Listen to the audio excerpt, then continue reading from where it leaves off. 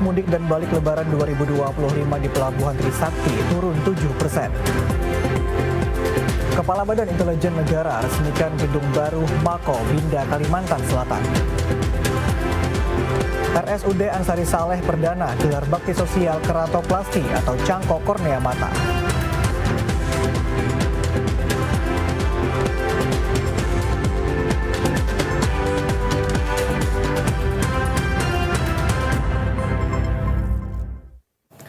Assalamualaikum warahmatullahi wabarakatuh, selamat sore dan salam damai Banua. Pemirsa, Anda kembali menyaksikan Kalimantan Selatan hari ini, edisi Jumat 11 April 2025. Selama 60 menit ke depan kami akan menyampaikan serangkaian peristiwa yang terjadi dalam Kalimantan Selatan hari ini. Bersama saya, Lani Wardana, inilah Kalimantan Selatan hari ini selengkapnya.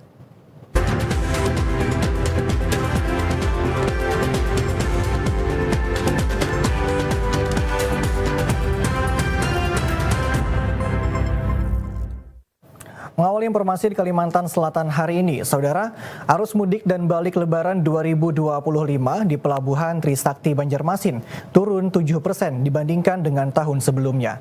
Tercatat total keberangkatan dan kedatangan penumpang dari Pelabuhan Merak Surabaya sebanyak 26.717 penumpang. Pada apel penutupan posko Lebaran 2025 di Pelabuhan Trisakti Banjarmasin, Kepala KSOP Kelas 1 Banjarmasin Samsudin mengungkapkan arus keberangkatan dan kedatangan penumpang Lebaran 2025 di Pelabuhan Trisakti Banjarmasin di luar prediksi. Selama 22 hari posko Lebaran 2025 berdiri, tercatat ada 26.717 penumpang yang melakukan perjalanan mudik dan balik melalui Pelabuhan Trisakti. Angka ini menunjukkan penurunan hingga 7% dibandingkan tahun sebelumnya. Rendahnya harga tiket moda transportasi pesawat menjadi salah satu penyebab turunnya jumlah penumpang. Kalau penumpang selama 22 hari pelaksanaan prosedur, totalnya tahun ini itu berjumlah 26.717. Kalau dibandingkan dengan tahun lalu, memang ada penurunan kurang lebih 7%. Kita lihat memang faktor yang berpengaruh adanya penurunan tiket di udara, sehingga fleksibilitas penumpang itu lebih banyak pilihan. Sementara puncak arus mudik terjadi pada 23 Maret 2025 dengan total penumpang sebanyak 1.705 orang dan puncak arus balik pada 9 April 2025 dengan total penumpang sebanyak 2.103 orang. Memperkuat infrastruktur intelijen di daerah, Kepala BIN resmikan gedung baru Mako Binda Kalimantan Selatan di Bina Praja Selatan, Kelurahan Palam, Kecamatan Cempaka. Gubernur Kalimantan Selatan Haji Muhyiddin berharap dengan keberadaan kantor baru ini dapat semakin menunjang kinerja BIN secara optimal. Ini membawa kebaikan bagi Kepala Badan Intelijen Nasional atau BIN Republik Indonesia, Muhammad Herindra meresmikan gedung baru Markas Komando Badan Intelijen Negara Daerah atau BINDA Kalimantan Selatan yang berlokasi di Jalan Bina Praja Selatan, Kelurahan Palam, Kecamatan Cempaka, Kota Banjarbaru. Peresmian ini juga ditandai dengan penandatanganan prasasti. Herindra mengungkapkan rasa syukur atas terwujudnya kantor BINDA Kalsel yang dinilai sebagai salah satu gedung terbaik dan paling representatif di Indonesia. Peresmian ini juga menandai bahwa langkah penting dalam memperkuat infrastruktur strategis pemerintah di kawasan perkantoran pemerintah Provinsi Kalimantan Selatan yang telah dikembangkan sejak tahun 2009. Saya sudah belum seluruh BIN, tapi saya sudah keliling hampir semua BINDA di provinsi seluruh Indonesia, dan saya melihat bahwa alhamdulillah kantor BINDA Kalsel merupakan kantor yang termewah dan terbagus lah. Gubernur Kalimantan Selatan Haji Muhyiddin mengapresiasi dibangunnya kantor BINDA Kalimantan Selatan ini. Dirinya berharap keberadaan kantor baru semakin menunjang kinerja BINDA Kalimantan Selatan dalam melaksanakan tugas secara profesional dan optimal. kami hari ini telah menyaksikan peresmian gedung Binda Kalimantan Selatan hari ini, yang mana atas terbangunnya ini atas untuk tuturukan atau kerjasama kolaborasi antara pemerintah provinsi dan kabupaten kota. Tanpa kolaborasi yang baik mungkin tidak semegah ini. Ini luar biasa, terbesar di Indonesia. Diketahui dengan luas lebih dari 400 hektar, kawasan perkantoran ini dirancang sebagai pusat pemerintahan provinsi dan sebagai instansi vertikal. Gedung markas Komando Binda Kalsel berdiri di atas lahan seluas 9.173 meter persegi yang dihibahkan oleh Pemprov Kalimantan Selatan pada tahun 2017. Proses pembangunan ini dimulai pada tahun 2022 dan dilaksanakan secara bertahap dengan total anggaran pembangunan sebesar 53.187 miliar. Bagi daerah Kalimantan Selatan, Binda. Kementerian Sosial Republik Indonesia melalui Dinas Sosial Provinsi Kalimantan Selatan berikan bantuan kepada korban banjir di Kabupaten Tapin. Bantuan yang diberikan berupa logistik seperti lauk pauk siap saji. Membantu meringankan beban masyarakat korban banjir maupun musibah kebakaran di Kabupaten Tapin, Kementerian Sosial Republik Indonesia berikan bantuan logistik kepada pemerintah Kabupaten Tapin sebanyak 855 paket. Bantuan berupa lauk pauk siap saji 400 paket, makanan siap saji 100, family kit 50, selimut 100, kidswear 100, tenda keluarga 5, kasur 50 dan tenda gunung 50. Bantuan diserahkan langsung oleh Dinas Sosial Provinsi Kalimantan Selatan kepada pemerintah Kabupaten Tapin. PLT Kepala Dinas Sosial Provinsi Kalimantan Selatan Gusti Yanuar Nur Rifai mengatakan bantuan ini akan dijadikan cadangan untuk membantu korban-korban, baik itu musibah banjir maupun kebakaran. Sosial, tapi ada dari Kementerian Sosial yang diserahkan menurut kami, menurut Pak Gubernur, kami mau dari Pak Gubernur dan Wakil untuk disampaikan ke Kabupaten Tapin karena kemarin ada bencana, sehingga ini untuk buffer stok ya, dan kami siapkan ini sebanyak 855 buffer stok untuk kalau misalnya dalam keadaan darurat bisa digunakan berupa makanan siap saji, sehingga kemudian selimut juga ya. Kemudian ada untuk anak-anak dan sebagainya. Jadi sebanyak 855 item yang bisa kita gunakan untuk itu. Asisten Administrasi Umum Fikri Irmawan mengatakan untuk pengajuan bantuan ke pusat saat ini mengalami perubahan. Baru yang biasanya untuk pengajuan bantuan dari pemerintah kabupaten kota ke provinsi itu yang biasanya cukup ditandatangani oleh kepala dinas sosial, sekarang diwajibkan untuk ditandatangani langsung oleh Bupati Tapin atau Bupati kabupaten kota. Jadi itu untuk lebih menjamin urgensi dalam administrasi yang harus diterapkan. Berharap nantinya bantuan ini dapat dimanfaatkan dengan sebaik mungkin untuk membantu masyarakat pada saat musibah. Sedangkan masa kadaluarsa bantuan yang diberikan hingga tahun 2026. Ya saudara, untuk pertama kalinya RSUD Ansari Saleh Banjarmasin bersama Duke University, Perdami Bank Mata Yogyakarta UGM dan RSUP Dr. Sarjito menggelar bakti sosial keratoplasti atau cangkok kornea mata. Rumah Sakit Ansari Saleh Banjarmasin melakukan operasi cangkok kornea mata atau keratoplasti. Kegiatan sosial ini dilakukan bekerjasama dengan Duke University, salah satu universitas dari Amerika, Perhimpunan Dokter Spesialis Mata Indonesia Perdami, Bank Mata Yogyakarta, Fakultas Kedokteran Kesehatan Masyarakat dan Keperawatan UGM, serta RSUP Dr. Sarjito.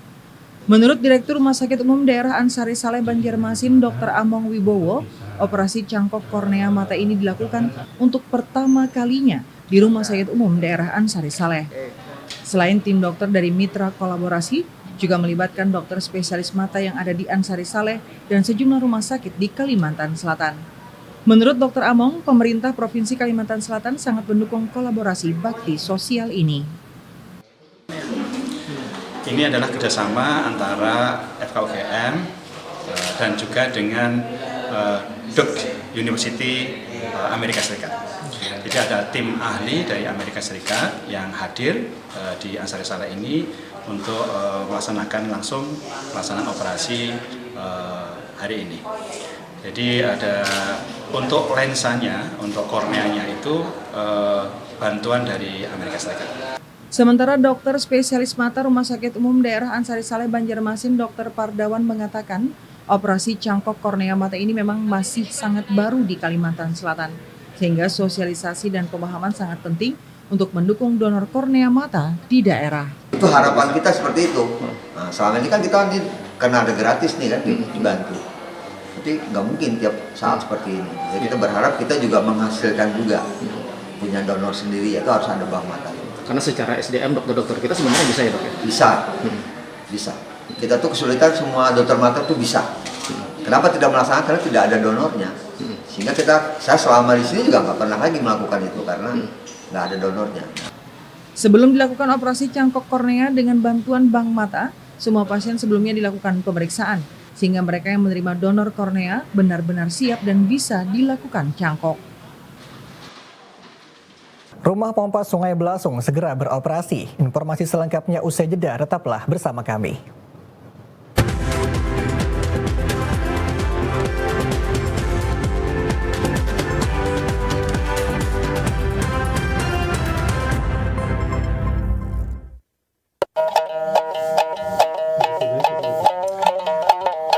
Selamat datang di Kalimantan nan kaya. Sebuah tanah idaman yang indah bagai permata khatulistiwa. Mari kita mengenal karya seni yang melambangkan keelokan. Beberapa batu yang ada sedikit sugestinya, pertama itu berlian untuk kesucian, yang kedua itu batu akik untuk kesehatan, yang ketiga jamrud kebijaksanaan, yang empat batu safir itu kemakmuran, rubi merah delima itu keagungan. Perhiasan yang tidak hanya memperindah penampilan, namun ia juga menghubungkan kita dengan akar budaya. Setiap sentuhan detail mencerminkan warisan dan tradisi kita. Hasil batu permata Martapura mempunyai ciri khas dan identitas tersendiri, hasil tambang dari tanah Borneo, sehingga sangat dicintai oleh para turis domestik maupun mancanegara. Permata Borneo adalah bukti kekayaan ragam budaya. Mutu Manikam, Kilau Tradisi Cinta Negeri.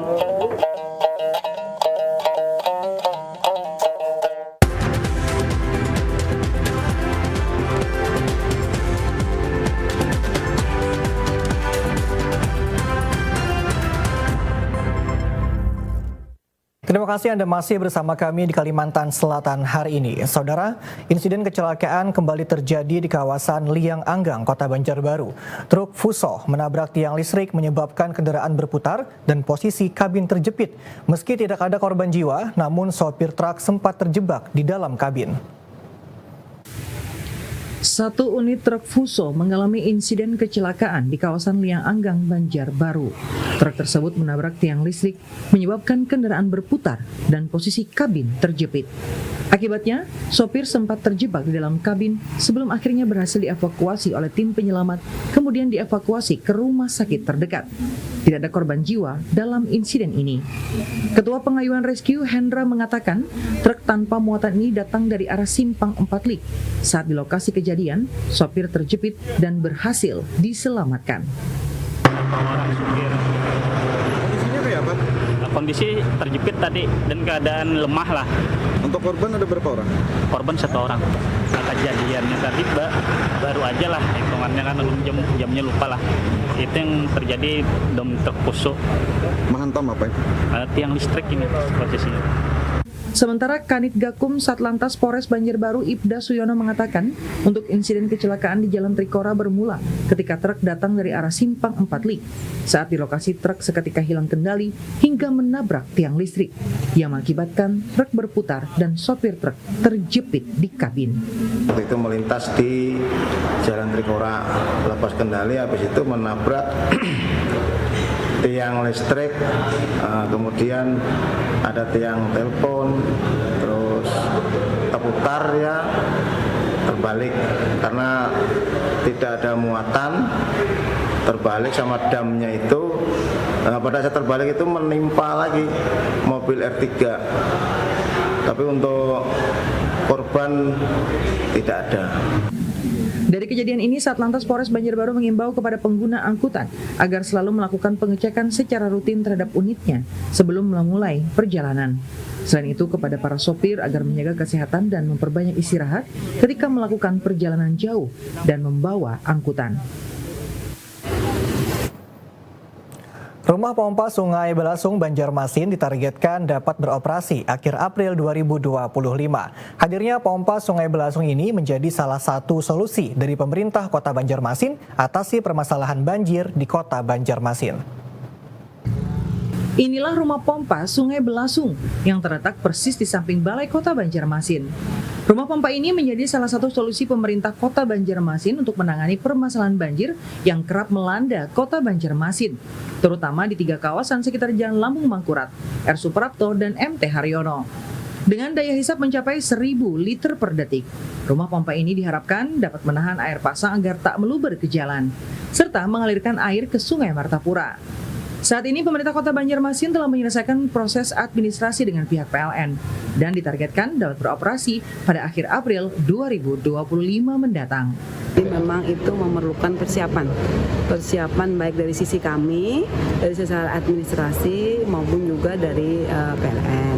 Nah, jadi memang ini masih kami komunikasikan dengan PLN. Kami siapnya kapan juga, dan PLN juga bersiap untuk itu. Jadi memang dari sisi kami juga memang harus ada yang kami selesaikan dulu administrasi, sehingga nanti pada saat mungkin, karena memang rencana ini kalau bisa memang kemarin kami sudah diskusi dengan manajer dari PLN, kalau memungkinkan memang pertengahan April ini atau akhir April sudah bisa operasional. Proyek pembangunan yang menggelontorkan dana sekitar 5 miliar rupiah ini membutuhkan daya listrik besar hingga 157 kV ampere. Masa pemerintahan Wali Kota dan Wakil Wali Kota Banjarmasin, Yamin Ananda, akan melewati 100 hari pertama pada 20 Juli 2024 mendatang. Menuntaskan persoalan sampah menjadi satu dari 9 program prioritas 100 hari kerja. Menyelesaikan persoalan sampah di Kota Banjarmasin menjadi salah satu program prioritas 100 hari kerja masa kepemimpinan Wali Kota dan Wakil Wali Kota Banjarmasin, Yamin Ananda. Sekretaris Daerah Ihsan Budiman menyampaikan, target yang ingin dicapai dalam 100 hari kerja tidak ada sampah yang berserakan di tengah kota. Sehingga masyarakat diharapkan bisa bekerja sama untuk menuju Kota Banjarmasin bebas darurat sampah dan membiasakan diri melakukan pilah sampah dari rumah agar pengolahan sampah di tempat pembuangan akhir dapat maksimal. Penanganan sampah itu salah satunya juga. Nah, walaupun memang tantangannya sekarang kan dengan kondisi kedaruratan, jadi ini juga menjadi tantangan tersendiri ya di sampah ini. Sampah di kota, sampah di tengah kota itu tidak terlihat harusnya. Tidak boleh ada yang ada sampah berserakan di jalan. Pada saat itu ditegaskan juga tadi di dalam rapat yang dipimpin oleh Ibu Wakil tadi sempat. Itu juga harus, ini salah satu ya sampah ini juga. Jadi dari yang 9 itu salah satu sampah. Karena pada saat kita memunculkan, Pak Wali memunculkan 9 program itu, sampah bersih di tengah kota.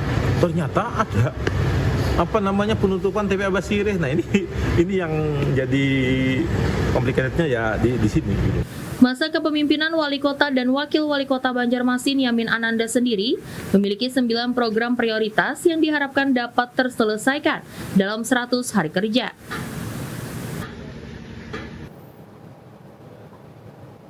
CPNS pemerintah Kota Banjarbaru terima SK pengangkatan. Informasi selengkapnya usai jeda, tetaplah bersama kami.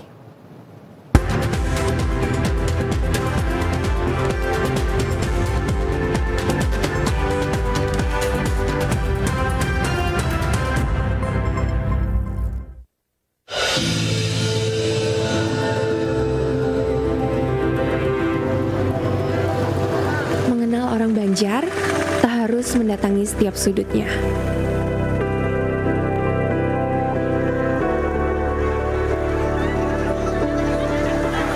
Pasar Apung merupakan etalase sederhananya.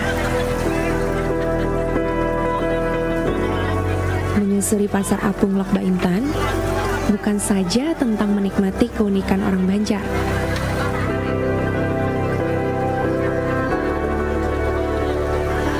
Lebih dari itu, Pasar Apung Lok Baintan merupakan warisan sejarah masa lampau yang menjadi saksi perubahan peradaban.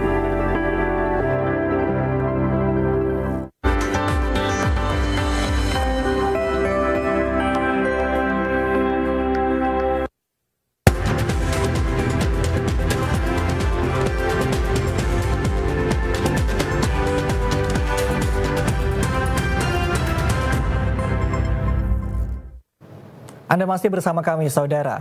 Terobosan inovasi dilakukan Dinas Kependudukan dan Pencatatan Sipil Kabupaten Kota Baru untuk mempercepat pelayanan dengan menerapkan layanan 1 jam selesai. Dinas Kependudukan dan Pencatatan Sipil Kabupaten Kota Baru mulai menerapkan layanan 1 jam selesai dalam pembuatan dokumen kependudukan. Terobosan ini merupakan salah satu program 100 hari kerja Bupati dan Wakil Bupati Kota Baru yang bertujuan untuk mempercepat pelayanan kepada masyarakat. Kepala Disdukcapil Kabupaten Kota Baru, Said Rizani mengatakan, layanan 1 jam selesai berlaku untuk pembuatan semua jenis dokumen kependudukan yang terdiri dari 21 macam, baik kartu, surat maupun akta. 1 jam merupakan batas waktu maksimal penerbitan dokumen setelah berkas dinyatakan lengkap dan tidak ada gangguan jaringan. Diakui gangguan jaringan sampai sekarang masih ada. Kendari demikian, pihaknya berusaha memaksimalkan kinerja petugas serta peralatan yang ada untuk bekerja lebih cepat. Jam itu maksimal, jadi bisa lebih cepat. Dan selama ini berapa hari kita evaluasi memang tidak sampai maksudnya. Nanti yang 15 menit sudah selesai juga. Jadi 1 jam itu batas maksimal. Kalau tidak ada gangguan sinyal, segalanya. Setiap harinya rata-rata ada 200 hingga 300 orang yang datang ke kantor Disdukcapil Kabupaten Kota Baru untuk mengurus berbagai dokumen kependudukan. Dengan percepatan pelayanan diharapkan seluruh masyarakat dapat terlayani. Dari Kota Baru, Fitri, kontributor TVRI Kalimantan Selatan. Sebanyak 23 CPNS formasi tahun 2024 di lingkungan pemerintah Kota Banjarbaru resmi menerima SK pengangkatan. Penjabat Wali Kota Banjarbaru, Subhan Nuryaumil menekankan sebagai abdi negara harus memiliki integritas, loyalitas, serta semangat melayani masyarakat demi mewujudkan tata kelola pemerintahan yang baik. 23 calon pegawai negeri sipil atau CPNS formasi tahun 2024 di lingkungan pemerintah Kota Banjarbaru resmi menerima surat keputusan atau SK pengangkatan. SK ini diserahkan langsung PJ Wali Kota Banjarbaru, Subhan Nuryaumil di Aula Gawi Sabarataan.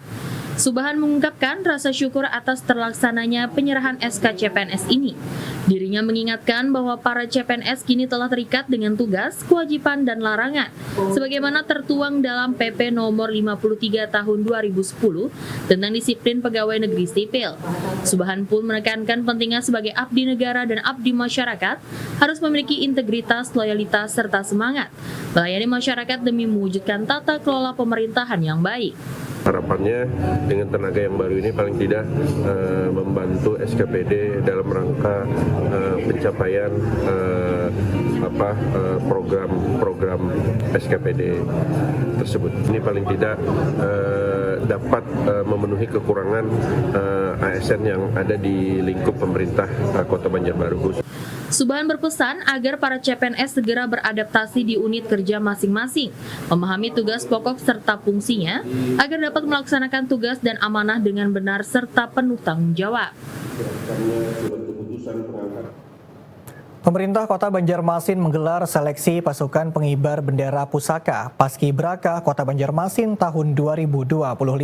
Sebanyak 235 pendaftar akan melakukan proses seleksi lanjutan untuk mengibarkan Sangsaka Merah Putih pada 17 Agustus 2025 mendatang di halaman Balai Kota Banjarmasin. Dari total 252 pendaftar, sebanyak 235 orang lolos seleksi administrasi pasukan pengibar bendera pusaka Paskibraka Kota Banjarmasin tahun 2025. Wali Kota Banjarmasin Muhammad Yamin berpesan kepada Kesbangpol serta tim seleksi agar berlaku selektif dan adil, agar terpilih Paskibraka terbaik. Sementara untuk peserta, Yamin berpesan senantiasa menjaga kondisi tubuh supaya bisa mengikuti proses seleksi secara maksimal, hingga terpilih untuk mengemban tugas mengibarkan Sang Merah Putih pada 17 Agustus 2025 mendatang di halaman Balai Kota Banjarmasin. Terus jaga kesehatan, terus berlatih juga sambil, terus agar siapapun yang terpilih nantinya semuanya adalah yang terbaik. Dan kita berharap kalau di antara kalian semua ini baik semua, terbaik semua sebenarnya. Ratusan paskibraka ini akan kembali melakukan seleksi dengan sistem gugur, mulai dari pembinaan ideologi Pancasila, wawasan kebangsaan, parade dan PBB, hingga pangtohir. Jemaah calon haji masih ada yang belum lunasi biaya haji. Informasi selengkapnya usai jeda, tetaplah bersama kami.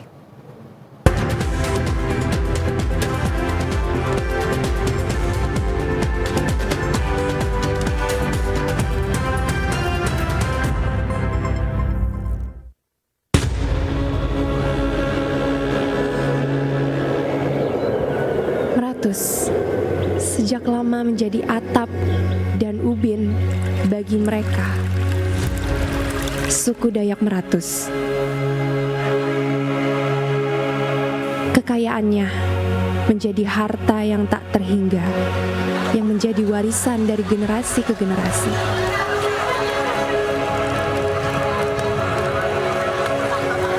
Ritual yang tak lekang dilindas perjalanan masa. Ia bertahan, menegaskan bahwa apa yang telah diberi Meratus layak mendapatkan balasan, serta berharap Meratus akan selalu melimpahkan kesejahteraan.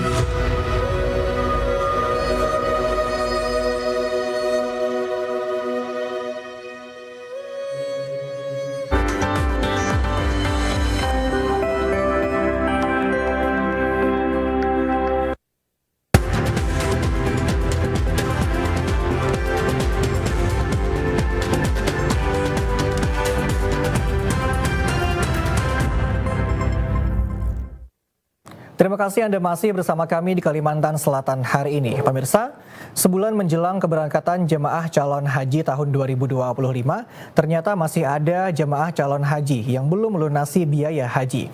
Pihak Kementerian Agama Tapin saat ini masih menunggu proses pelunasan hingga 17 April 2025.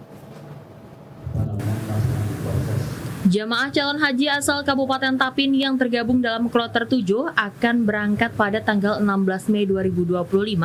Masih ada yang belum melakukan pelunasan. Hal ini dikarenakan adanya penggabungan mahram, gagal sistem, pendamping lansia, dan cadangan. Pihak Kemenak Tapin sendiri masih menunggu para jamaah untuk melakukan pelunasan hingga tanggal 17 April. Kasih Haji dan Umrah Kemenak Tapin, Salmiah Rajebim mengatakan, untuk pelunasan saat ini sudah mencapai 98%, sedangkan sisanya masih ditunggu hingga tanggal 17 April 2025. Untuk jemaah Kabupaten Tapin keberangkatan tahun 2025 ini insya Allah berangkat sesuai data yang terakhir itu sejumlah 135 jemaah. Saat ini jemaah dalam proses pelunasan yang terakhir mungkin berakhir nanti tanggal 17 April 2025 ini hanya mungkin 98% lah sudah melakukan pelunasan karena mungkin ada yang masih belum istita'ah sehingga tidak bisa melakukan pelunasan. Para jemaah calon haji yang berangkat pada tahun ini berjumlah 135 jemaah yang sebelumnya telah menjalani pemeriksaan kesehatan. Sedangkan usia tertua yang berangkat berusia 80 tahun. Sementara itu, jemaah calon haji Kabupaten Hulu Sungai Selatan mulai ikuti berbagai persiapan menjelang keberangkatan musim haji, salah satunya manasik haji. Kegiatan dibuka di 2 tempat oleh pemerintah daerah. Manasik haji dipusatkan di Pendopo Bupati Hulu Sungai Selatan serta di Kecamatan Daha. Dari laporan kantor Kementerian Agama disampaikan, jumlah jemaah calon haji 2025 yang berhak melunasi biaya sebanyak 268 orang, dengan rincian jemaah urut porsi sebanyak 256 orang serta jemaah prioritas lansia 12 orang, dan pada pelunasan tahap pertama, jemaah yang melunasi sebanyak 244 orang, dan 24 orang tidak melunasi dengan rincian 3 orang gagal sistem, serta 21 orang menunda atau batal dengan alasan meninggal dunia, sakit, menunggu keluarga, serta berbagai alasan lainnya. Dan pada pelunasan tahap kedua, maka akan diisi oleh jemaah yang gagal sistem dan pendampingan lansia, disabilitas, penggabungan mahram, serta jemaah cadangan pelunasan tahap kedua yang telah berakhir pada 17 April 2025. Saat membuka manasik haji di Kecamatan Daha, Wakil Bupati Hulu Sungai Selatan Suryani berpesan kepada semua jamaah agar senantiasa menjaga kesehatan. Karena rukun Islam kelima ini bukan saja ibadah spiritual, tetapi juga banyak diisi dengan ibadah fisik. Dan diharapkan semua jamaah bisa memanfaatkan manasik dan berbagai bimbingan lainnya dengan sebaik-baiknya.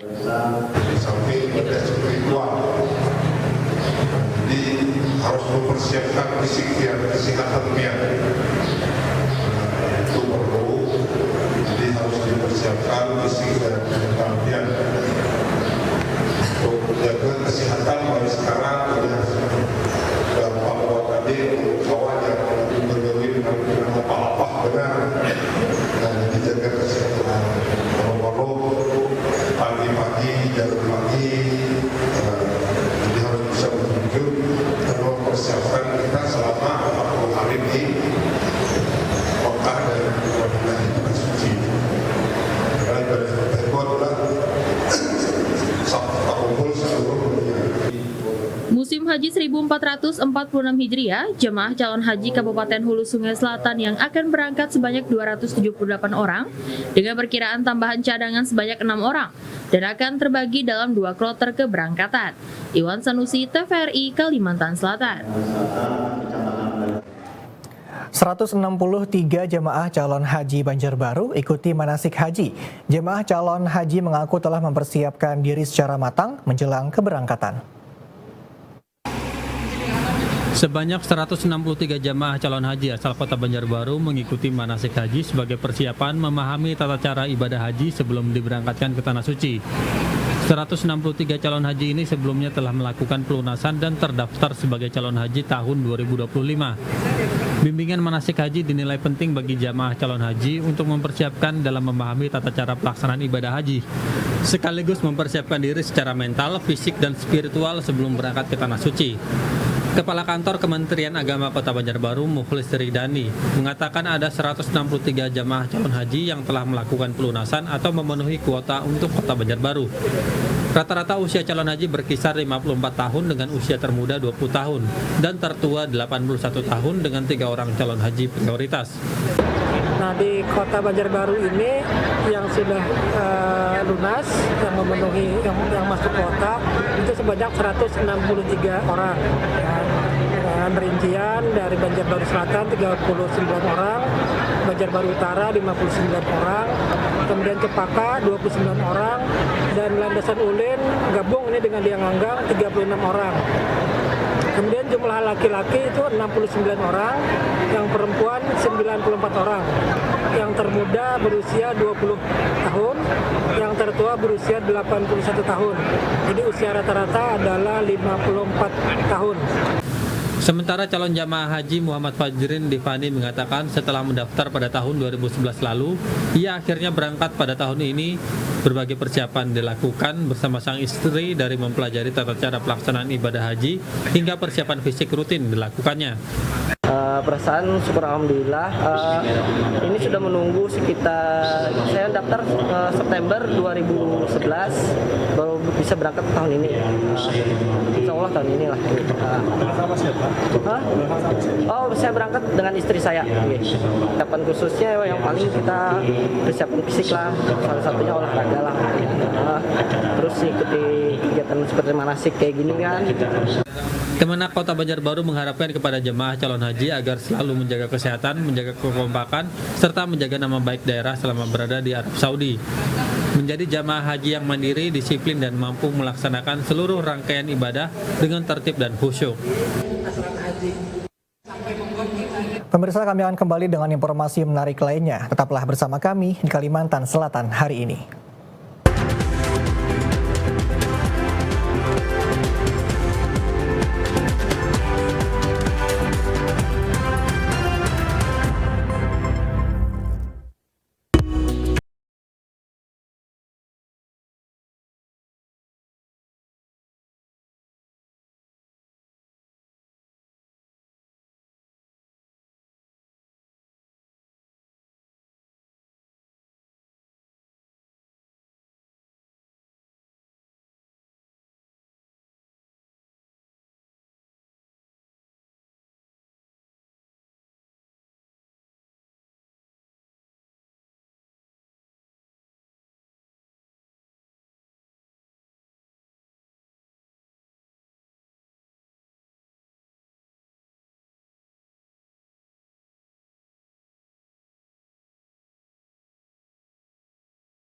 untuk dirindu.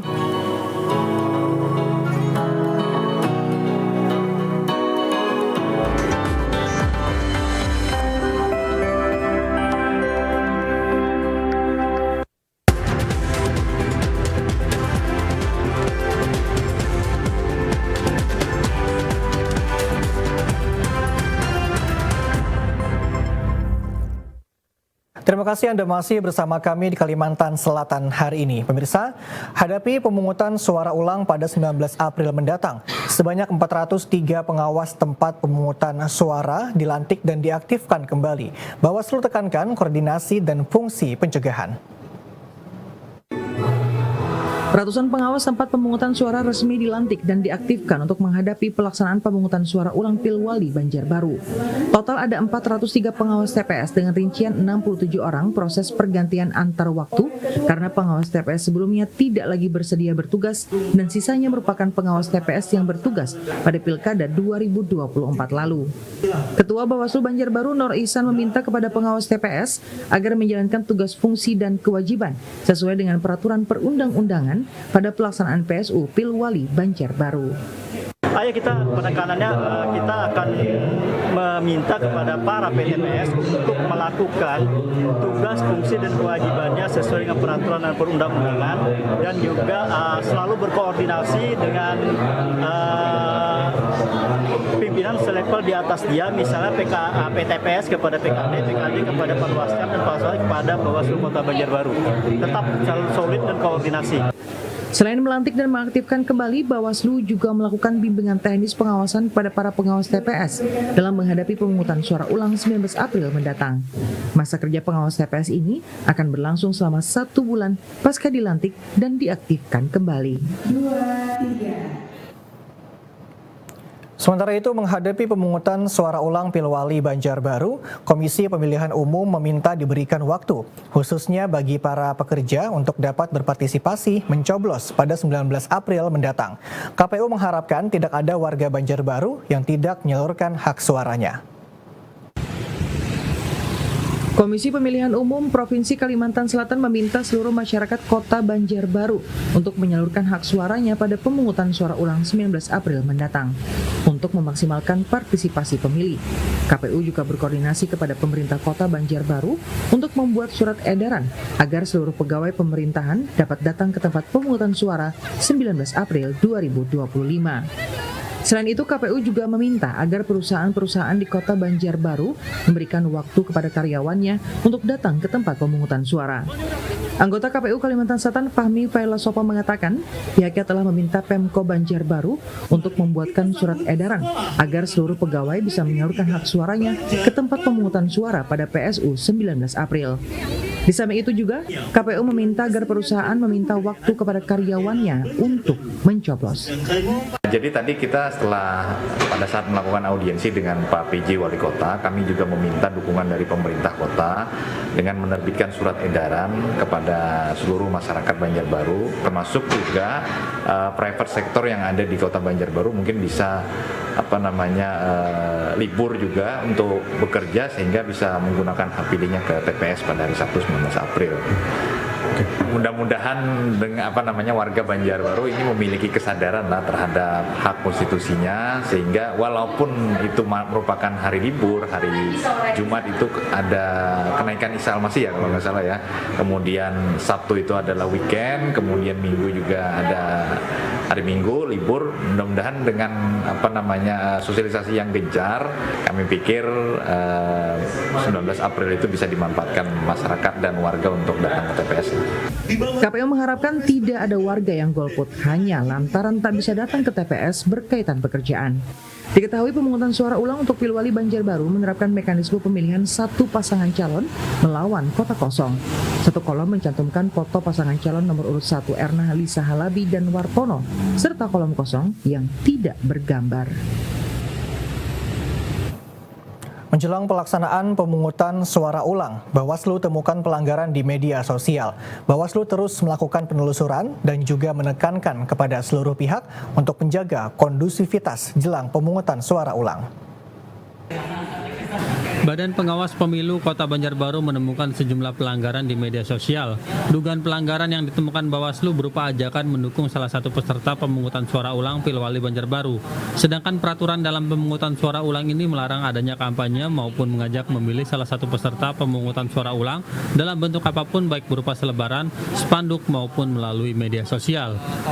Ketua Bawaslu Banjarbaru Nur Ihsan mengatakan pihaknya menemukan dugaan pelanggaran di media sosial sehingga saat ini dilakukan penelusuran terkait unsur pelanggaran.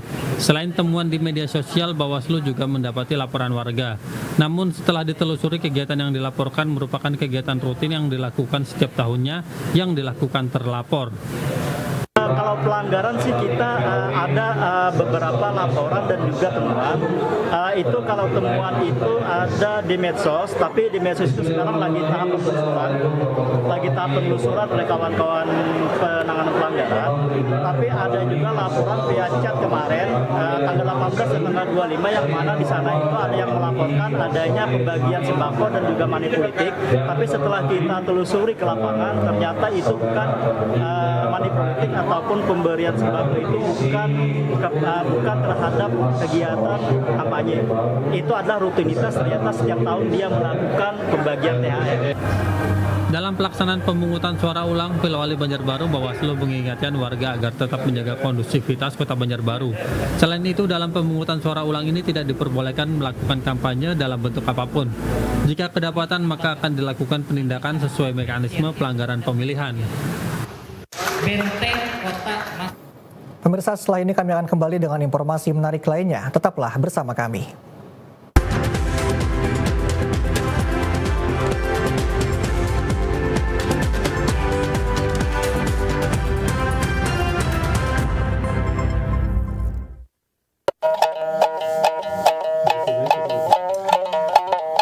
Selamat datang di Kalimantan nan kaya. Sebuah tanah idaman yang indah bagai permata khatulistiwa. Mari kita mengenal karya seni yang melambangkan keelokan. Beberapa batu yang ada sedikit sugestinya, pertama itu berlian untuk kesucian, yang kedua itu batu akik untuk kesehatan, yang ketiga jamrud kebijaksanaan, yang empat batu safir itu kemakmuran, rubi merah delima itu keagungan. Perhiasan yang tidak hanya memperindah penampilan, namun ia juga menghubungkan kita dengan akar budaya. Setiap sentuhan detail mencerminkan warisan dan tradisi kita.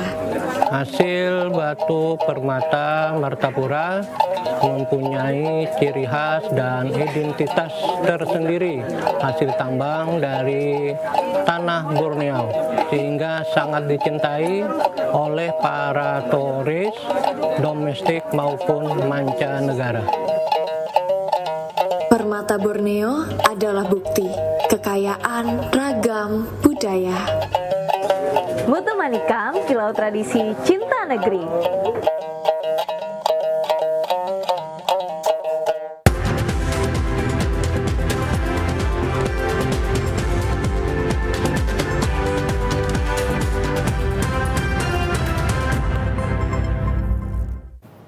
Pemirsa, Anda masih bersama kami di Kalimantan Selatan hari ini. Wakil Bupati Hulu Sungai Tengah, Gusti Rosyadi Elmi, pimpin rapat koordinasi persiapan penyusunan rencana penanggulangan kemiskinan daerah. Pemerintah daerah setempat mendorong sinergitas antar lembaga untuk turunkan angka kemiskinan. Wakil Bupati Hulu Sungai Tengah Gusti Rosyadi Elmi menegaskan komitmen pemerintah Kabupaten Hulu Sungai Tengah untuk menurunkan angka kemiskinan di Bumi Murakata secara signifikan. Hal ini disampaikan dalam rapat koordinasi persiapan penyusunan rencana penanggulangan kemiskinan daerah (RPKD) di Aula Bapelit Bangda. Ia mengatakan angka kemiskinan dapat diturunkan melalui implementasi program-program yang terintegrasi dan tepat sasaran.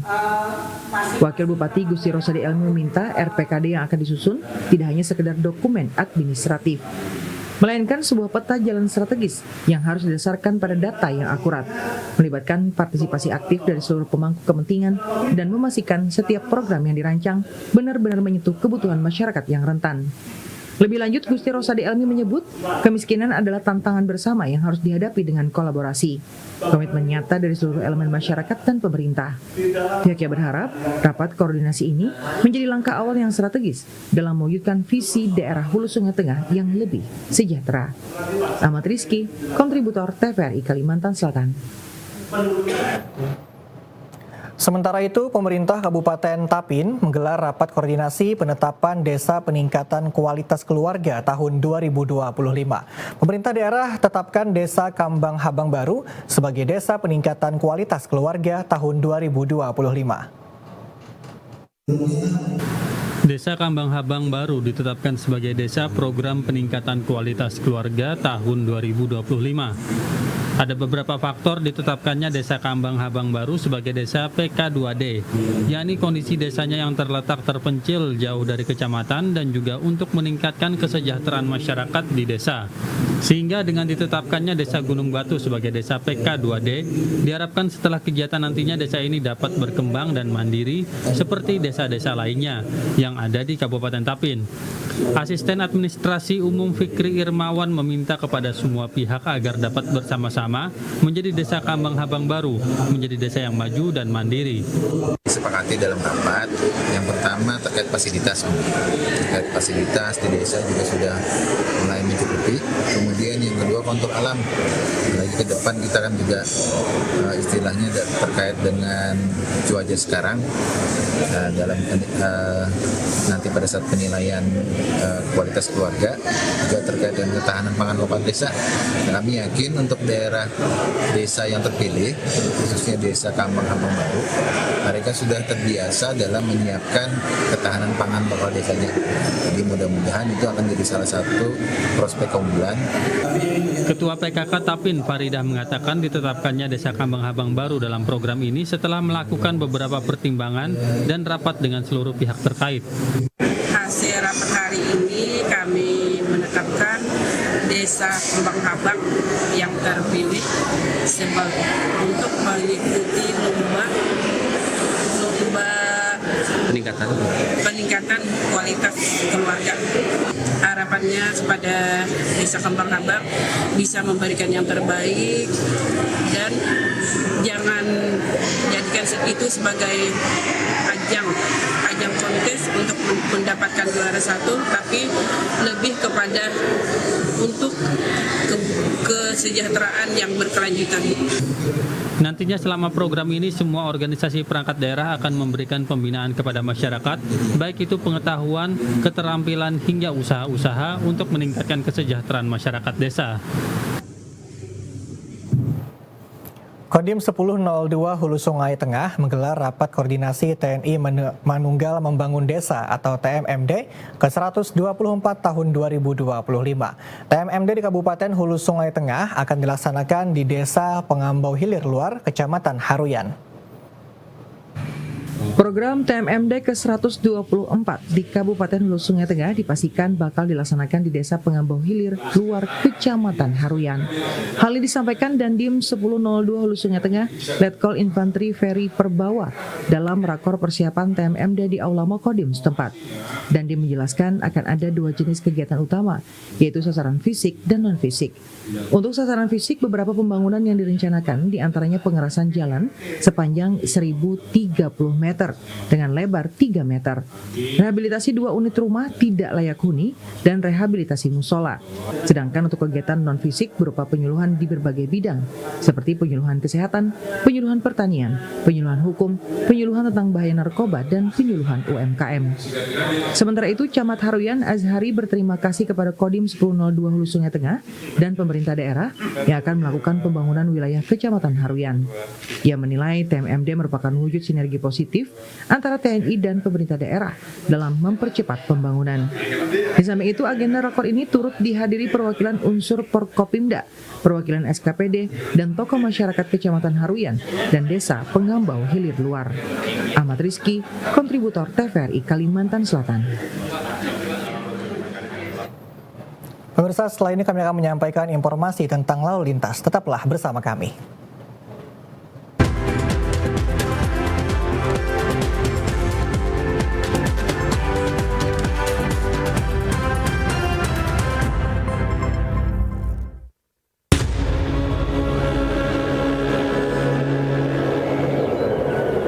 ratus.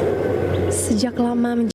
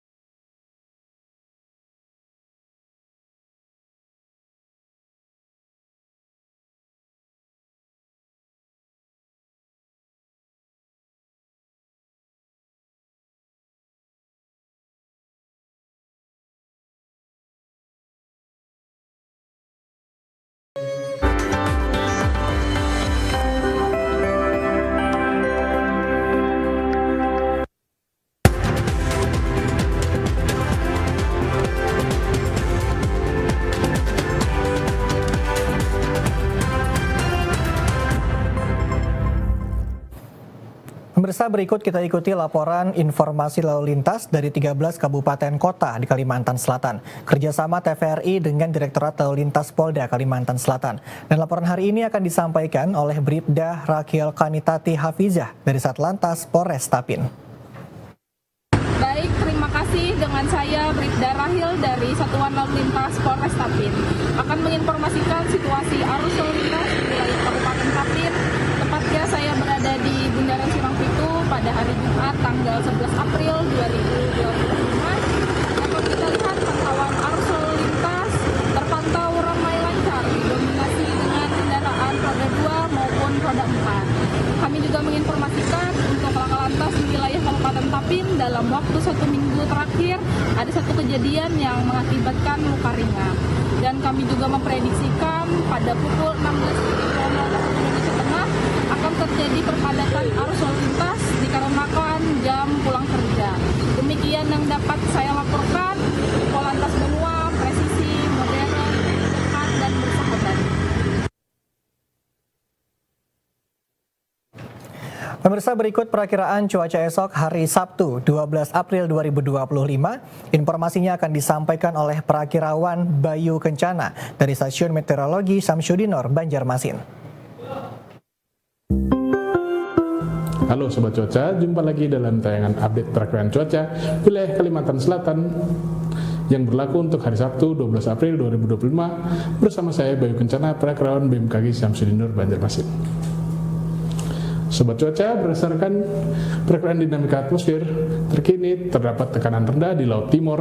Hal tersebut menyebabkan terbentuknya daerah netral di wilayah Kalimantan Selatan sehingga mengurangi potensi pertumbuhan awan di wilayah tersebut. Arah angin di Kalimantan Selatan pada lapisan 3000 feet diperkirakan dominan bertiup dari arah barat laut hingga barat daya dengan kecepatan 5 hingga 15 knot. Secara umum untuk esok hari, angin permukaan diperkirakan bertiup dari arah barat laut hingga timur dengan kecepatan 5 hingga 35 km per jam. Sementara untuk suhu udara diperkirakan berkisar antara 23 hingga 33 derajat Celcius dengan nilai kelembaban udara berkisar antara 67 hingga 99%. Cuaca pada esok pagi hari secara umum diperkirakan berawan di seluruh wilayah Kalimantan Selatan. Sementara pada siang hingga sore hari secara keseluruhan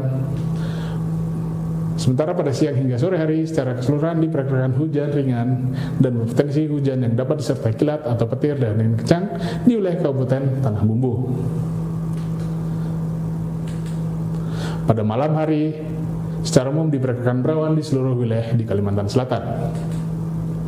Selanjutnya, pada dini hari cuaca diperkirakan hujan yang dapat disertai kilat atau petir dan angin kencang di wilayah Kota Banjarmasin, Kabupaten Barito Kuala, dan berpotensi hujan sedang di wilayah Kota Banjarmasin, Kabupaten Banjar, Tapin, Hulu Sungai Selatan, Hulu Sungai Tengah, Hulu Sungai Utara, Balangan, dan Tabalong. Sementara untuk wilayah Kabupaten Tanah Bumbu, Tanah Laut, dan Kota Baru diperkirakan berawan.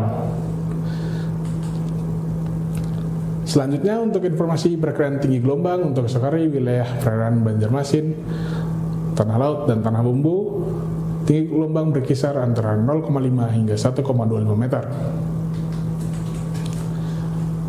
Menghadapi potensi cuaca signifikan ini, BMKG menghimbau masyarakat untuk tetap waspada terhadap kemungkinan hujan yang dapat disertai petir dan angin kencang. Selalu siaga menghadapi potensi bencana hidrometeorologi seperti banjir bandang, dan tanah longsor yang dapat terjadi kapan saja. Serta berhati-hati dalam berkendara terhadap jalan licin dan berkurangnya jarak pandang. Demikian update perkiraan cuaca Kalimantan Selatan untuk sobat cuaca yang melakukan perjalanan mudik bisa pantau informasi cuaca lebih lengkap melalui aplikasi Info BMKG atau bisa juga follow Instagram kami di @cuacakalsel. Tetap hati-hati di jalan, patuhi tata tertib berlalu lintas, serta jangan lupa untuk selalu memantau update perkiraan cuaca dari BMKG. Selamat lanjutkan aktivitas Anda, terima kasih dan sampai jumpa.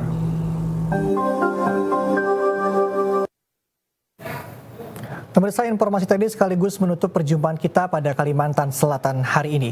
Demikian Kalimantan Selatan hari ini, saya Lani Wardana, atas nama kerabat kerja yang bertugas mengucapkan terima kasih atas kebersamaan Anda. Wassalamualaikum warahmatullahi wabarakatuh, selamat sore dan salam damai Banua.